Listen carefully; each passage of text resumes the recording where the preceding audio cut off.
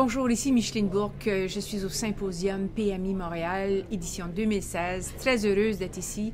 Spécialement que là, pour la première fois, Aliki a accepté, en fait, elle s'est offerte de venir nous présenter un livre. Je pense que la communauté PMI-Montréal connaît très bien Aliki. C'est une cheftaine, c'est une dame à qui on a rendu hommage dans le contexte du Grand Prix que vous avez eu à San Diego récemment. Félicitations, Aliki. C'est vraiment une grande réalisation. Tu as joué un rôle important là-dedans, j'en suis certaine. Alors, elle a accepté, mais elle voulait qu'on fasse l'entrevue en anglais. Donc, on va faire ça en anglais, il n'y a pas de trouble. Moi, je suis bilingue. No worries. Alors, Aliki, for the couple of people who might not know who you are, tell us a little bit about you. Who are you and what do you do? I am the Director of Communications and Marketing for PMI-Montreal, and I've been with the organization for 9 years now. I started off as the receptionist 3 days a week 9 years ago. Imagine. And here we are today. Wow. And now I read books. Excellent. About leadership. Yes. So, tell me a bit about what's your reader profile? Do you read regularly? What do you read? I read a lot. Yeah. Especially when I'm on vacation. If I'm on vacation, I can go through 3 or 4 books. But I find that commuting by bike, it's not a great idea to read at the same time. It makes for a dangerous experience. But and most of my books are more casual or more fiction. Right. This is the first book I've read of 2016 that wasn't part of the Outlander series. Okay. So I thought it was a good opportunity. I enjoyed it, so I thought it was an opportunity to share. Actually, well, that's one of the questions I had. How did this book arrive on your lap? What got you to go forward and buy this book? I did not buy this book. Okay. I went to San Diego last week for the Leadership Institute meeting, where the PMI-Montreal chapter was awarded Chapter of the Year in the largest membership category. And the opening keynote was Simon Sinek. Wow. And so we were really, really lucky to have him as an opening keynote. He was really inspiring, and we all got a copy of his book. Excellent. And he was so inspiring, and I found his keynote presentation so open and not just addressing people in leadership positions, but people who are part of teams. Okay. That I jumped into the book and I finished it last night. Excellent. He's also known as Sinek is a very well-known author, and one of his most famous books, I think it was one of his first, is Start With Why, which is still being read, talked about a lot. But I'm very happy that you chose to come and talk about this one, Leaders Eat Last. So what is this book about? So what this book is about, and I'm not someone who necessarily considers themselves in a leadership position. So books with the titles of leaders and leadership don't necessarily attract me all the time. But what this book really was about empathy. Okay. And that's something that I find is really important. It was about empathy. It was about humanity. It was about cooperation. It was about human beings as social animals, and that the further we get from recognizing the humanity in each other and seeing each other as numbers, the more difficult it is to have success in projects, success in business, and that ultimately what drives projects, what drives success, what drives teams is the fact that people can cooperate together and enjoy working with one another. So that resonates with you? That resonates with me. We have an amazing team. I work with so many volunteers, so that ultimately the idea of teamwork, the idea of being able to work with other people and to understand somebody else's situation, so that instead of blaming people, you look for solutions together. Okay. And I thought that was a really important point to drive home from the book. Excellent. Yeah. Is it a book that's easily readable? It's an easy read. Yeah, it's an easy read, especially if you've seen his TED Talk. Yeah. Because there are some sections of it that are very close to his TED Talk, even to his keynote address in San Diego.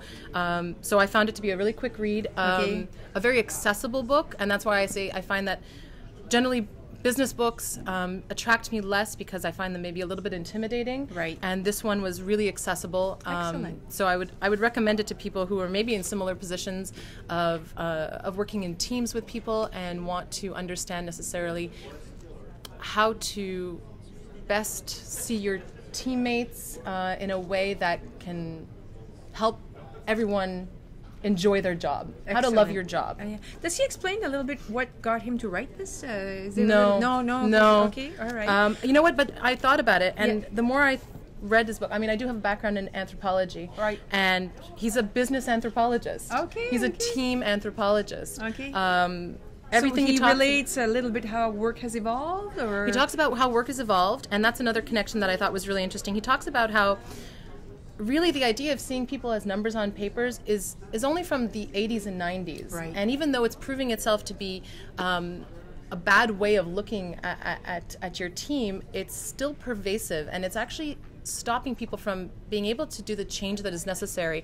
And I made the connection with Naomi Klein's book, This Changes Everything, really? which is the other book of 2016 that wasn't the Outlander series that I started reading. Interesting book that's a read. really great book. And she also makes the connection that in World War II, people celebrated together because everyone was involved in sacrificing. People did victory gardens to help with rationing. And he actually uses the exact same example. Is that right? To show how people, when they see a threat, together, community are able to cooperate, and when they're able to work together as social animals, they can affect change. And it's one of the things that is one of the obstacles we're seeing with the movement to fight global warming, is that people don't see the threat as imminent as it actually is, and therefore are finding it difficult to cooperate for change. And the fact that, you know, companies are seeing the numbers on the page and not the people within are probably what's making it so difficult to do the change that's necessary to save the planet. Wow. So That's for me, these were important connections I was making. Is it a practical book? Are there good tips? Are there tips in here? At the end, it talks about like, you know, the sort of like step 1, step 2, step 3 to becoming a leader. Okay.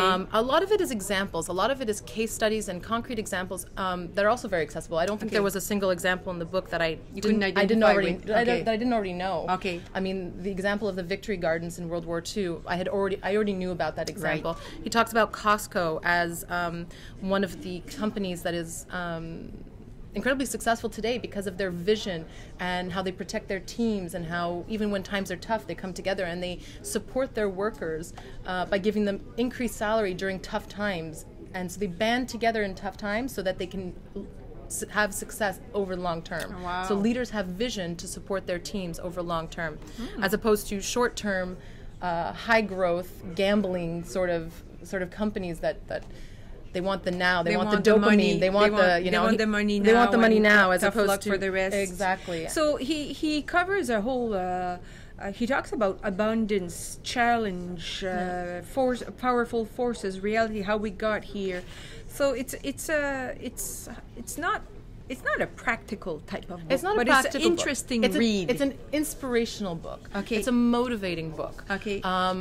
I find this is what's keeping me on the high from the Leadership Institute meeting. Is that right? Yeah, I feel like after seeing Simon Sinek and the other keynote speakers, I was on a very inspirational high about PMI, about the people I work with, about the volunteers, and that's a worthwhile trip. It was a totally worthwhile trip. So reading the book actually it's keeping me in it. It's remotivating me. So you won't be getting rid of it anytime soon. No, this is my copy. That's the one you can give away. Excellent. Well, I'm happy you came by to talk about it. Who would you give it to? Who would you give this book to?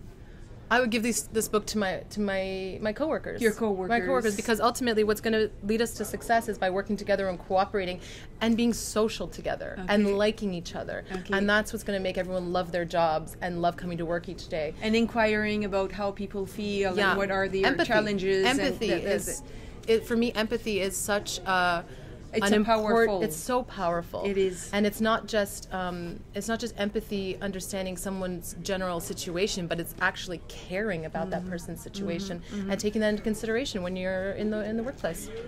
Sounds like a great read. I'm hooked. Yeah, well, I also want to read Start With Why, because as I said, there's a lot of people still reading it, even though it has a couple of years lifetime already. And his TED Talks are great too. Yes, I know. I've listened to those, but Start With Why is really a must, and this one is going to be part of my reading list for sure. Great. You did a great job. Anything else you want to add? Tips or things you've learned that are really...